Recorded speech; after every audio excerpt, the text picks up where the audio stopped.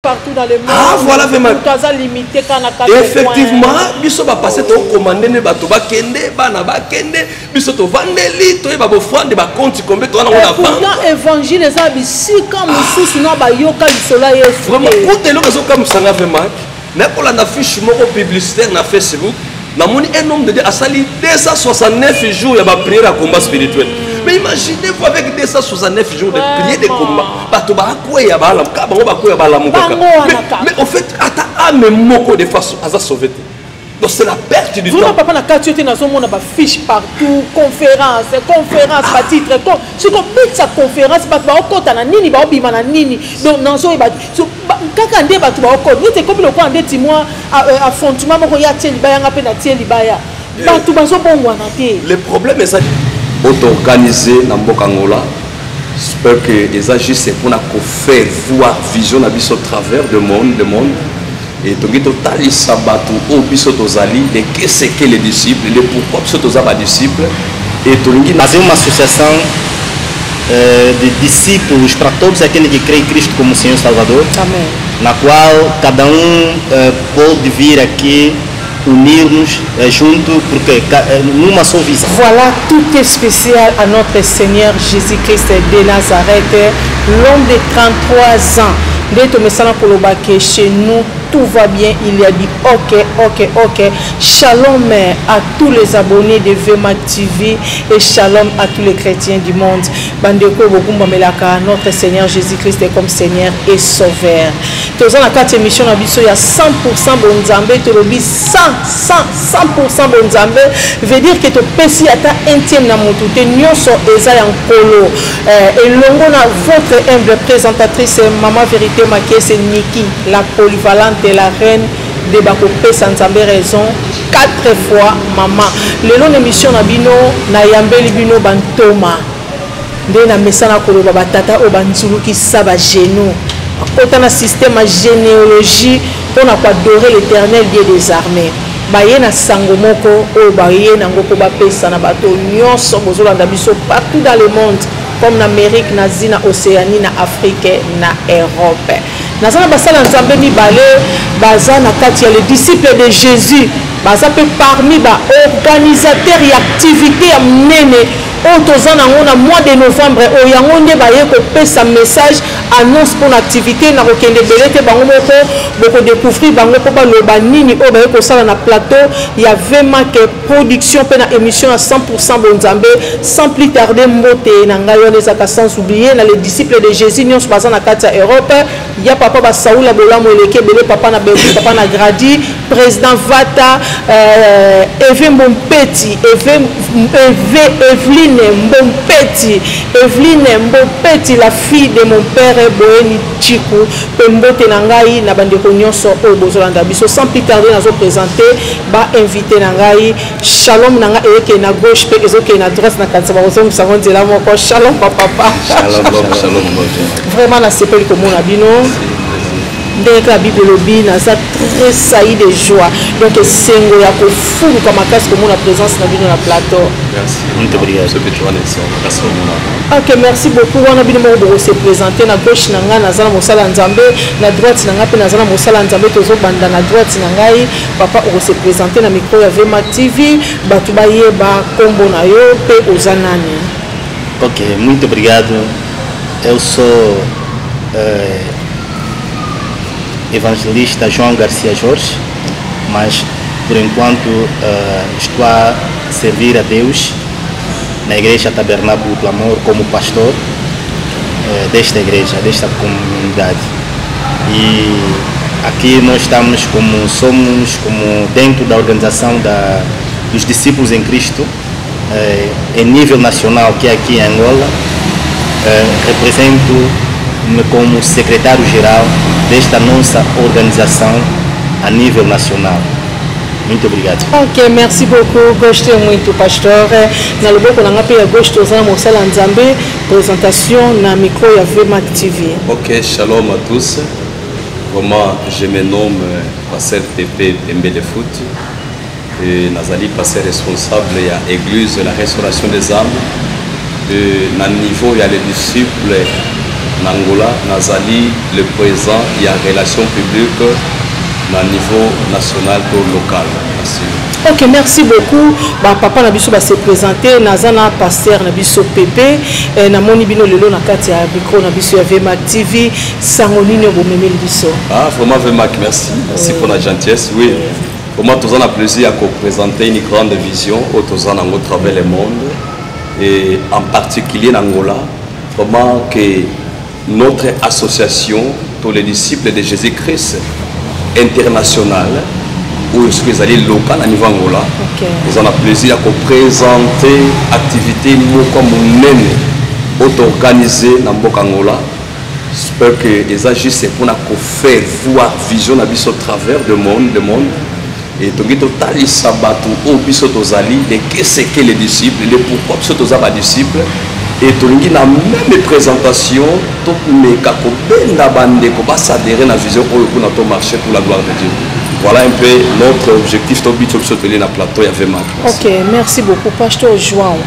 Na habité ceux qui, dans mon Pasteur João, le beau en église, comme vous pouvez à l'église à pasteur, comme si vos églises mon côté. Les disciples de Jésus, ils ont église, mutualité, club, moko, et sanguine, na habité, ils ont nini. Bem, na verdade, discípulo de Jesus não é uma igreja, não. Mas é uma associação de discípulos para todos aqueles que creem em Cristo como Senhor e Salvador. Amém. Na qual cada pode vir aqui unir-nos junto, porque numa só visão, que é a visão de Cristo. Disse: ide em todo lugar, façai os meus, batizai todos que sejam meus discípulos.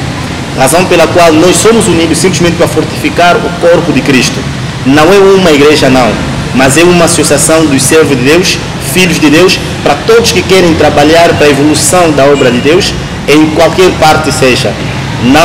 Aqui não viemos talvez perguntar qual é o nome da sua denominação, não, mas a única pessoa que nós perguntamos que é o Cristo Jesus. Quando tens o Cristo Jesus, então tens essa missão de estar, ou tens esse direito de estar exatamente nesta associação que é discípulos em Cristo. Merci beaucoup, pasteur. Mais na moni muto mutaza ba responsabilité na vision ya zo kamba ne sika peta mususu azo sa musala. Mais beaucoup quand comme ma charge ondeni ko kabola makambo ondeni. Koto na moni bosangisi les disciples entre ta ba responsabilité mususu za na ngope kuna place yo ozo sa elanzambe. Beaucoup quand ko balancer makambo ondeni. Bem verdade, muito obrigado, mamã. Como sabemos que a vida do homem é dinâmico, por ser dinâmico, então conseguimos gerir o nosso tempo segundo a gestão. Tem que ter gestão do tempo, porque enquanto estivermos a servir o que nós temos feito, e esse também é outra vez servir a Deus dentro desta organização, então conseguimos gerir o nosso tempo para que todas as coisas caminhem do jeito que está a caminhar.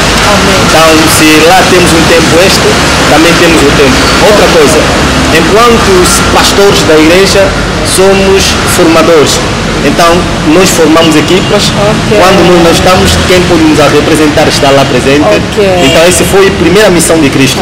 Hoje nós somos discípulos porque havia um mestre que formou seus discípulos. Razão pela qual nós também somos mestres nas nossas igrejas. Exatamente. Então, com isso, nós conseguimos gerir o nosso tempo, de darmos também apoio nesta associação que é muito maravilhosa, com tantos projetos bons que ele tem.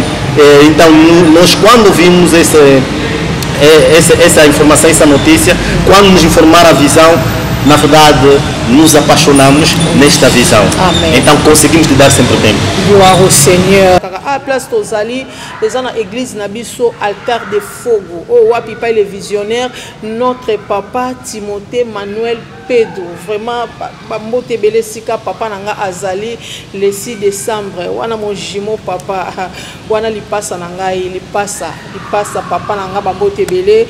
Vraiment, nazoko bana basala nzambe. Siko naza côté à pasteur Pepe, pasteur Pepe, les disciples de Jésus. Tolingi ou expliquer bisona les disciples ezani na moni pasteur Jean social lobby, mais ça la bien yo pe lobelango. Nazo la vision te place outil, mais les disciples pena fondement, il y a les disciples, but, il y a les disciples en tant que bananzamba, en tant que chrétiens, bateau, tozo landa, qui s'est Yesu Masia, les disciples de Jésus-Christ, les téléspectateurs, nous sommes bazo landa yo, et que ça l'a bien expliqué bango. but ya les disciples de Jésus. Merci Maman Vemak. Je dis salut à mon président Vata à partir de la France en passant.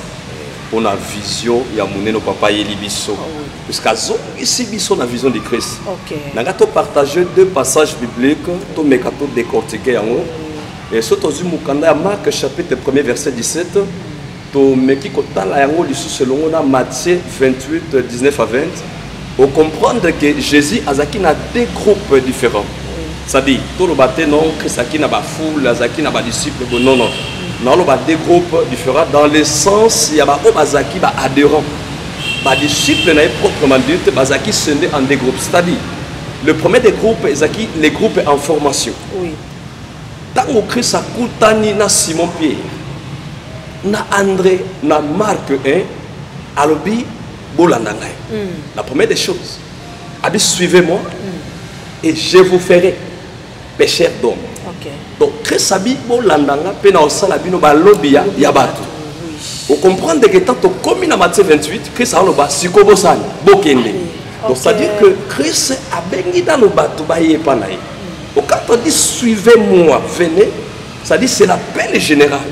Donc le Seigneur Jésus a lancé appel na mutu nyonso pour aiba ko se repentir. Donc benga on l'appel au sali.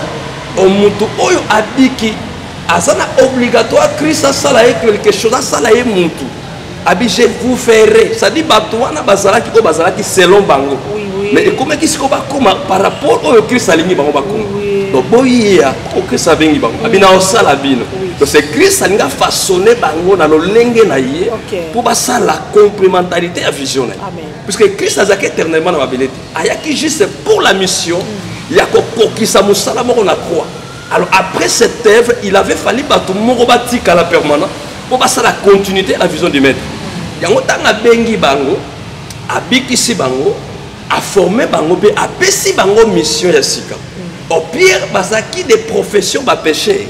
Mais quand on a ta profession, Christ a changé bango mission. Au le balo bakaba mbise comme ce qu'on balo ba. Voyez, donc c'est un peu ça. Alors bateau azwa qui le premier groupe au Christ azwa qui a formé bango. Plus tard, quand le Seigneur a su ses missions dans ma belle, avant à l'éternité, il avait fallu appeler sa cette responsabilité qui est partout dans le monde. Pour ça, de toutes les nations, mes disciples. Donc, c'est la recommandation au biso. Donc, cette recommandation, et ça peut engager qu'un pasteur, et ça peut engager nanité, mais c'est pour tous les chrétiens possibles. Mais ce qui a dit bien, c'est que vous avez basé sur l'évangélisation. Effectivement, maintenant, le disciple de Jésus, donc objectif, c'est de salir des âmes. Alors, comment tu as dit que ça va ceux qui t'ont évangélisé? Il y a un pour la zone de Rome, quiconque invoquera le nom de Jésus sera sauvé. Mais le lengeni va invoquer comment Mouto Bango va éviter. Le lengeni va koyiba Mouto Bango va yoka tepe. Le lengeni va koyoka Mousoki Moutarote à Bango. Azate, c'est par là l'évangélisation. Donc, biso, le quoi la disciple à Jésus, tozongi na vision à maître. Puisque l'église, les pasteurs se contentent na 4000 églises. Les églises bien embellies, les églises qui toko, ba bureau, ba tobafani na ba computador, et to posani la mission du maître. Aller partout dans le monde. Ah voilà vraiment.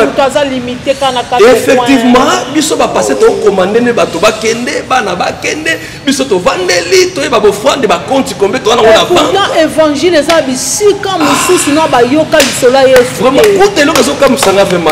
Na pour la affiche moko publicitaire na Facebook. Un homme de Dieu a sali 269 jours de prière à combat spirituel. Mais imaginez-vous avec 269 jours de prière de combat. Mais en fait, à même moko de façon à sauver. Donc c'est la perte du temps. Vous papa na kati na zo mona ba fiche partout, conférence, ba titre. Ce qu'on met sa conférence ba okota na nini ba obima na nini. Donc nanzo ba kaka nde ba tuba okota. Ni te comme le quoi ndeti moi affrontement moko ya tieli ba yanga pe na tieli ba ya. Ba tuba zo bongwa na te. Le problème est ça niveau mak. Ba tuba za na vision ya Christ était. Ba tuba komi ko sala mosala nzambe lokola activité moko lucrative. Et bah tu vas comme une compétition à Kata Moussala Nzambe. Mais tu bossani la vision première.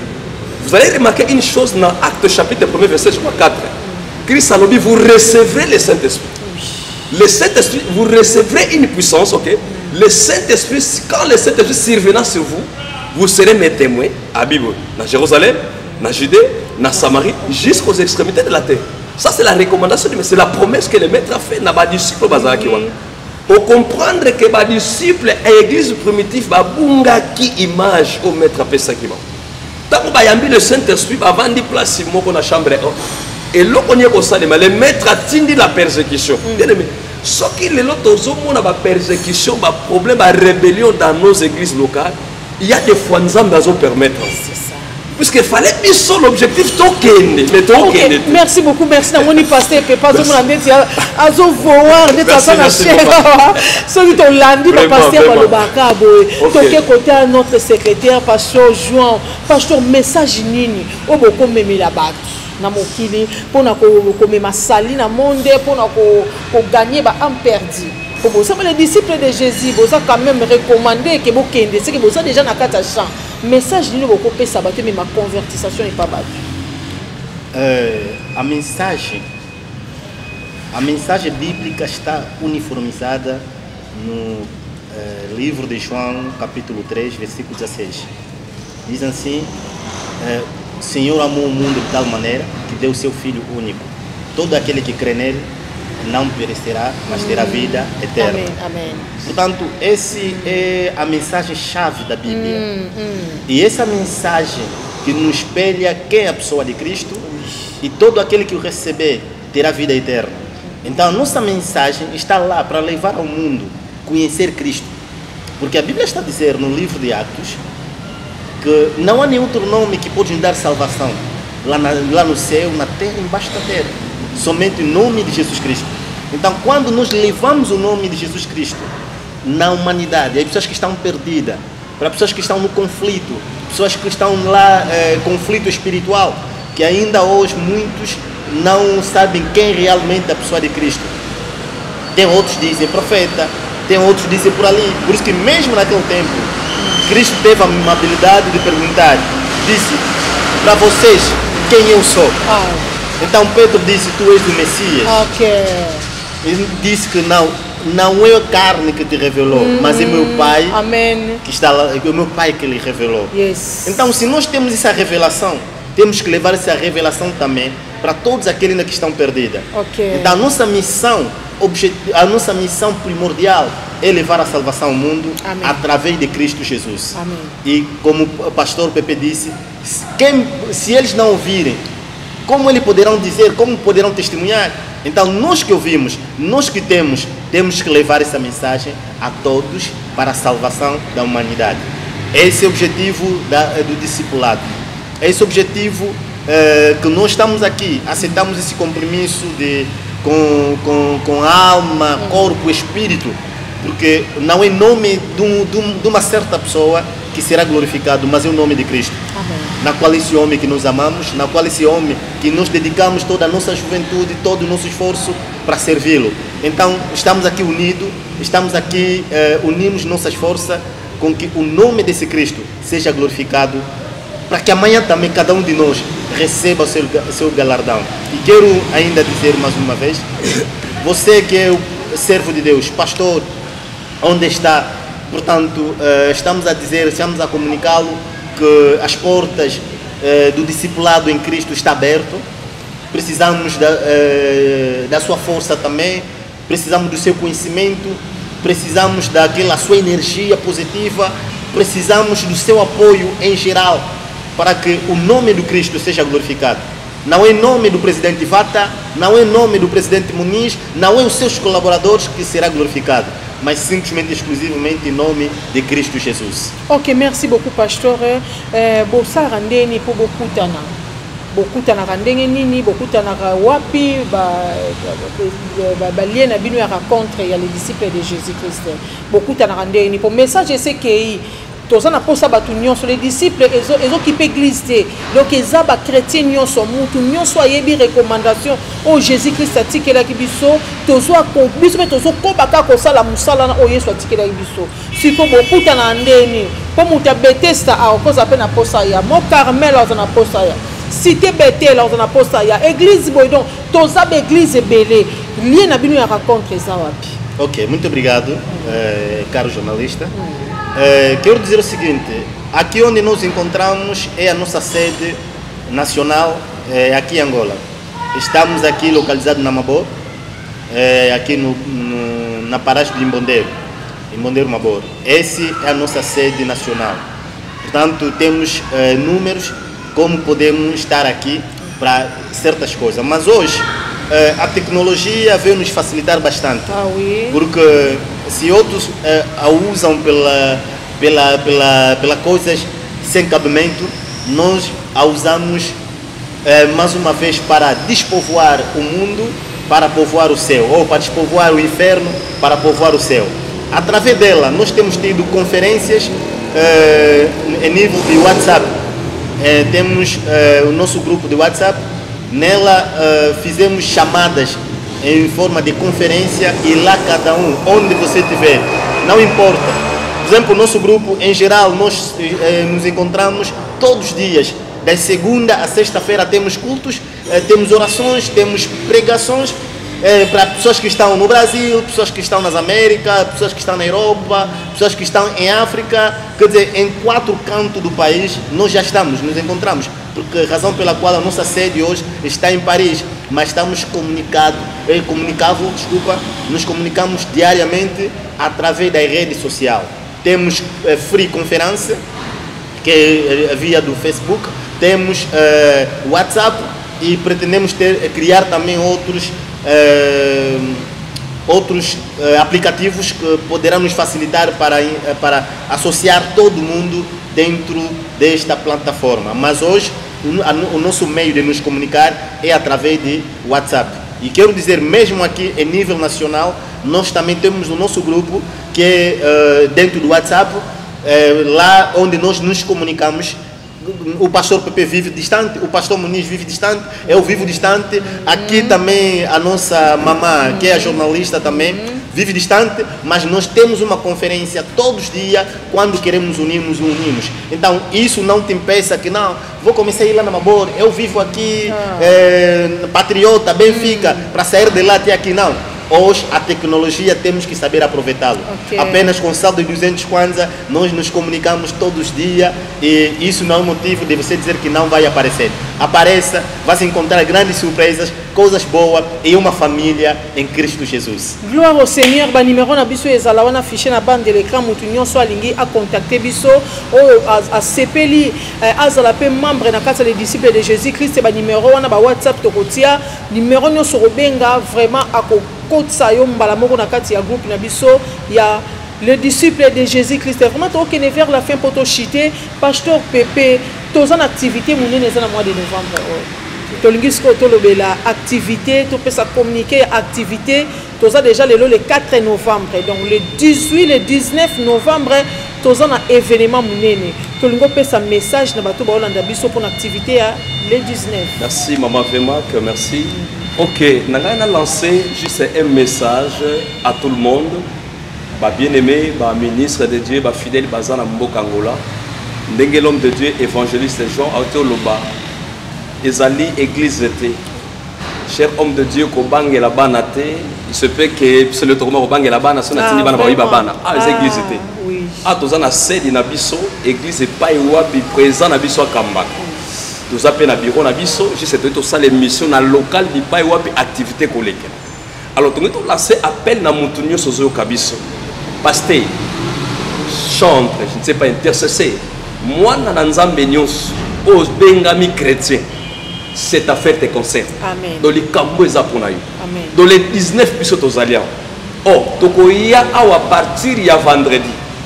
Vendredi toya biso nyonso tolala awa. Nabana ya l'église na biso naba ndeko bolingi bo poussa na vendredi le samedi tous en mobilisation le 18 je crois vendredi et ça le 17 OK vendredi le 17 to lala awa biso nyonso na siège na biso vraiment tous la plus ou moins 70 à 80 membres to lala to lata ba t-shirt na biso OK il y a les disciples justement ba uniforme ezali ba chapeau ezali nyonso ezali. Vraiment, tu mobiliser Mboka Mobimba. Donc partout bon monde a pamphlet, bon monde a balona, fanfare kobeta na mboka, ba flûte kobeta, vraiment munde kobeta na mboka, ba DJ ba kobeta to ko évangéliser Angola. Alors to lancer appel vendredi biso to zala to lala to ko intercéder parce que na quatre les disciples Angola to na département. To za na département il y a intercession et évangélisation. Ouais simbami na notre pasteur Dini Salem. Vraiment que j'ai Salem passant. Ensemble, notre pasteur Efata, vraiment ça la Kinshasa, mais à Jean Kalaté déjà, vraiment. Pasteur Efata, parce que vous allez vraiment, papa, des bonnes choses. Vraiment, to bengi bisonyo soto ya awa. Les disciples de Jésus, moutonyo sozo kabiso. Donc samedi, biso to za l'évangélisation. Oza moi na nanzam, yako rejoindre biso na altar de feu. Awa wa justement na mabord imbonde, na rua wana principal, ou que juste na na Olympia effectivement référence maintenant tout cette tous en a référence sur le coup là orphelinat pasteur Timothée donc ce qu'on commis wana justement au atteindre biso alors ba numéro na biso et pour les canaba bande de filante maman Vema Karotia donc on lancer appel le dimanche le 19 à partir à 14h biso tozali biso nyos donc tout le monde vous allez appeler pour faire part. Objectif na biso ezali yo o participer bipai wapi to la présentation ya vision na biso okoyeba ebandeli wapi toza ndenge nini toza na combien de pays et soki wana te tozo solliciter adhésion na yo tozo solliciter adhésion ya église na yo tokoya na église no peut imposer te l'église yo ndem toza le leader le pasteur mais biso tolingi yo ozala adhérent tango yo kotelingi koloba bana yo kambaka basala pe ba ndetsingane nazala kwa membre bana lango automatiquement kutu vema dimanche mutu ke kotambola donc bise kozwa batu bande oui le 19 na tongo ça dit bana na biso ba olala vendredi samedi to sali mobilisation évangélisation dimanche batikali awa na tongo ba sali culte normal en altar de feu vers 14 to sali culte na biso ya les disciples alors to kotinda bise ya ko ramasser bande ko nyoso o bazana posa ba participer na culte voilà l'appel est lancé tous zelayo avec le brave ouverts vous allez bienvenue na kombo na Yesu tika nzambe apambola biso. Merci beaucoup président Noé président Bakangila les disciples de Jésus vraiment président Vata, il y a papa Saoul, la père double bola moueleke belé de longue date. Évangile. Vraiment évangile, bambote belé, maman fille, bambote belé les disciples européens, binonios, bambote belé, notre président les disciples de Jésus-Christ en Angola. Papa Monish, monument. Vraiment papa Monish, bambote belé, vraiment tout ça qui est absolument chuté message et c'est que le 18 toza awa pour l'évangélisation, le 19 le 18 l'évangélisation non? Oui, toza awa le 18 samedi pour l'évangélisation et le 19 pour la activité.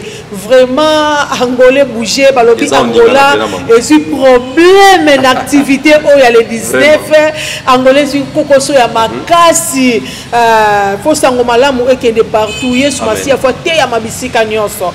Tolobi les disciples de Jésus de Kabinda akune vraiment et kota toke partout pour propager la bonne nouvelle et ça bisike belé so ça bango yesu ba tuna yesu ngaza nanyo papa yesu no bayoka été sika mususu yesu no bayoka lisolo na yote ba bité donc les disciples de Jésus biso no toza na Angola to kota na mamboka amen to kota maman fali pas dans la province non. Oui. Notre sœur Fali. Oui. Eh, il y a des moutons les disciples Angola. Donc, na Bengue là si je me trompe. Tokende, les disciples de Jésus en tout cas. Oui. Tokende, vraiment quand on a biso azwa lokumu, totikalika na liloba suke pa papa na ebité, monde de la fango boza la nuit, tam se koza la dédicace, wana peneza kanetombera jamais à côté papa na biso João, monde de la fin. Muito obrigado para todos que nos acompanharam. Nós temos só para agradecer a todos aqueles que têm participado, têm apoiado esta associação. Sem esquecer todos os irmãos que estão na diáspora, porque fizeram contribuições e nós recebemos essa contribuição, razão pela qual está a animar com que essa atividade passe de uma forma gloriosa. Que nosso Deus nos abençoe rica e poderosamente. Que Deus abençoe ricamente o presidente Vata pela sua amabilidade, uma pessoa compreensiva, e de um trato muito fácil e compreensível de todo momento. Quando nós conversamos, eu consigo notar essa pessoa tão especial que tu és. Que Deus do céu continue a iluminar a sua vida, e temos a certeza absoluta que estaremos em grandes coisas. Esse é só o começo, muitas coisas estão por aí a vir. Também sem esquecer o nosso presidente, Pastor Muniz, aqui é um presidente também de trato fácil, na verdade uma pessoa que se envolve também de corpo e alma nesta atividade. Como um líder deve estar à frente, abrindo o caminho para que os seus liderando sigam, e isso tem sido um grande exemplo. Eles têm abrido os caminhos e nós estamos a seguir a acompanhar. E para você, mais uma vez, viemos dizer, eu sei que por ouvir esta mensagem será tocado e fará parte desta família. Seja bem-vindo e que Deus do céu lhe abençoe e que graça do Senhor continue a cobrir vossa vida. Até dia 19 estaremos aqui festejando na glória do Senhor. Muito obrigado para todos. Merci beaucoup, Pasteur Pepe Lilobasuka. Merci, Maman Vemak. Lilobasuka, pour Nasilissa, na dévolé, il y a des choses où ils ont pour la gloire des hommes, mais ils ont pour la gloire de Dieu. Il y a des choses où ils se pélissent, par exemple, il y a malade, il bon, par là, la joie de Dieu, c'est quand et c'est pour la gloire de Dieu. Mais la Bible dit il y a la fête qui se fait au ciel quand un pécheur se répand. Donc ce qui fait la joie de Dieu, les disciples, voilà, pas te vendre. Ok, merci. En passant, nous avons salué la coordination il y a Europe, il y a France particulièrement. Notre président Vata, évangéliste Massaoula, évangéliste Noé, notre papa Philippe Makangila. Maman wana na mona bino na ligne na lingi bino mingi ba numéro na bino na ngomé toye bani boté meto mona merci na lingi bino mingi pour ça ta coordination mobimba denema na zaki na live tote ya na groupe na zo mona préoccupation bazana pour les disciples na Angola pour l'activité ba lati souci ba souki kana prière mais ba loki ba sala fait moi pas tata nous sabota mona kana posa mona keliboso asombela mona tali papa présent vraiment nzambe ya les disciples Azala Nabino. Vraiment pour la soutien Nabino financier, soutien Nabino matériel, soutien Nabino spirituel. Tout ça reconnaissant. Ce qui n'a rien à Mboka à mon présent. Tata Moni Georges, vraiment présent Moni Tolingio Ming. Pour la dédicace dans Moussala, pour la fortifier ma membre Bisso Tozali. Vraiment tout ça reconnaissant pour l'amour aux hommes envers Bisso. Dans mon anakata coordination Tozali neuf, tout bandit dans notre présent. Vice-président a besoin de jouer en tobo sagnoté. Vous avez des leçons dans la tamboka. Il y a Jean, vraiment. Je dis et je me félicite. Nous avons la présence et la relation publique. Parce que tu peux pember les foot. Moi, je suis maman Land. Vraiment, maman Langaï. Je te salue ma mère.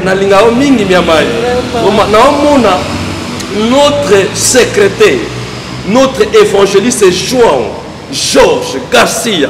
Vraiment pour la moussala, monta maïele pour la moussala, maïele au la classe, comment pour la gloire de Dieu, mon frère. Bon, quand tu presse, vraiment, maman, oh, vraiment, longue vie à maman. Longue vie à vous. Vraiment pour la moussala, ma casse à mon nez. Ozo sala, pour tout calater, ma fiche, mon gazo sala. Le bêta qui va flash, mais sala qui net. Habillé, mon faire reprendre. Ma t-shirt, ma camoune, ça va pour maman. Vraiment.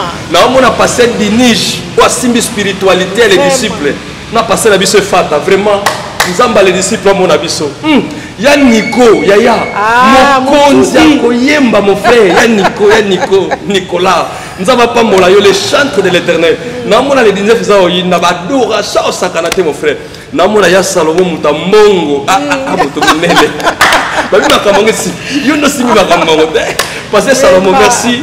Nzambe ya papa na biso Timothée Emmanuel kuna bazali apambola pena papa Salomo nzela papa Moniz na bité so na bosani mutu na kata ko bakoki na bango bakoki o batika basi vraiment na obosana te yana ngamona linga mingi Solange Pembele aux États-Unis ma sœur de cœur maman Solange Pembele aux États-Unis grand pays so na bosani mwasi na nga c'est l'injustice malgré na kipona yango te maman sisa songo na linga mingi bolimo na ngai bana nga nyonso bana restauration des âmes bino nyonso na lingi bino nzambe na nga pambola Vraiment, Nzambe ya papa apambola bino nyonso. Tout est spécial à notre Seigneur Jésus-Christ. C'est pas ma vérité, ma question, barate kalitungulu, te copie na micro, na caméra de batelinga. Papa JP Pembele.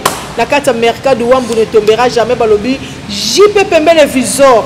JP Pembele visor. Azapen deko oyo a contribué à kebele na musala ya Vema TV. Balobi na kata wambu. JP Pembele visor. Bambote Belé, Patrick Mamon Nzamba parabolique na kata wambu, merci bolamu leke belé, usala inga bolamu belé, papa fils Ndondo, pasteur fils Ndondo, Peniel Wambu. Pasteur fils Ndondo, Bambote Belé, notre papa pasteur Claude Kinkela, Georges Sala, vraiment. Général, papa Bambote Belé na campo da Victoria na kata wambu na ebide bo sala nga malamu ebele bo yambanga na bonera makasi mbote na nga na pasteur Serge na kata wambu, Junior pasteur Junior na Maurice wambu, basala nzambe nyonso wambu mobimba Almaya Mercado Himalaya Kapangu.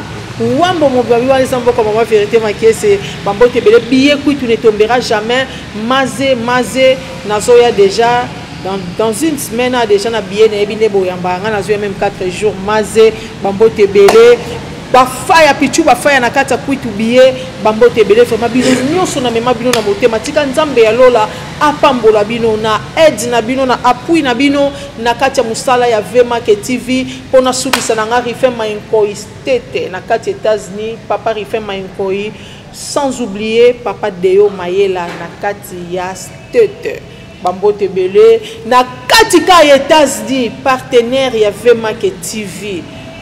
Junior fondé Malanda Mukulumpa. Junior fondé Malanda Mukulumpa. Même 10 millions de fois répété. Junior fondé Malanda Mukulumpa. N'a qui code de Tikanzambe Yalola à Pambolayo. Il y a plus de bonheur de donner qu'à recevoir. La main qui donne, c'est la main qui reçoit. Amen, amen. Merci en tout cas. N'a qui a check. Surtout le barazikote. Zikote, le papier, coca. Maman Tikanzamba.